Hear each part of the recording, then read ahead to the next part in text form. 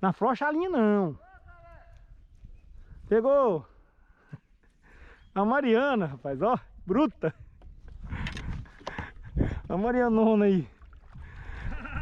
Cuidado, não é demais não, você quebra a vara. Só libera um pouco a linha na mão, não recolhe muito assim não. Solta mais linha, libera mais linha, libera mais, libera mais. Libera mais. Aí quando você segura na linha, cuidado pelo... Se ela saltar, ela leva a garateia na sua mão. Cadê o alicate? Isso, leva o alicate na boca dela. A bicha bate igual um tucunaré, mano. Cuidar com a mão, hein?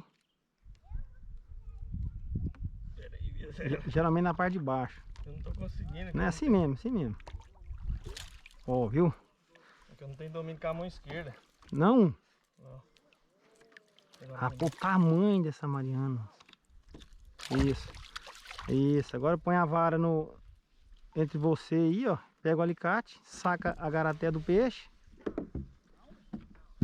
Faz essa manobra aqui, peraí. Paradinha.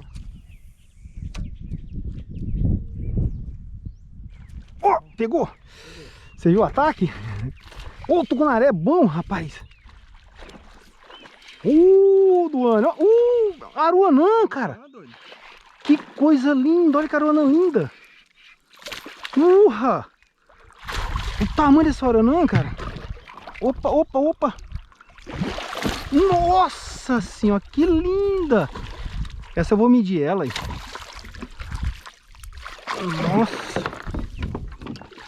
Que aruanã linda! Nossa!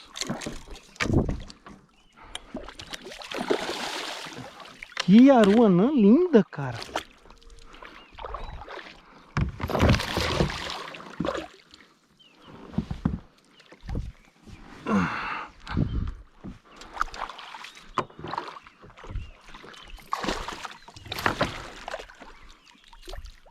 Vem cá, lindona!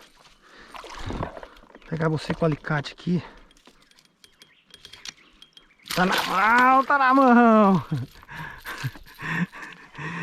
Que peixe lindo, cara!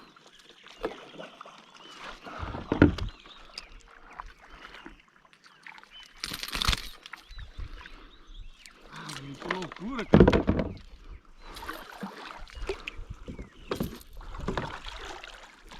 Opa, calma, calma, calma! Que peixe lindo, meu Deus! Deixa eu ver como é que é a escama dela. Primeiro dia de pesca, ó! Aruanã linda. Aruanã linda! Isso aí, parabéns. Nossa senhora! Vamos liberar ela. Vamos lá.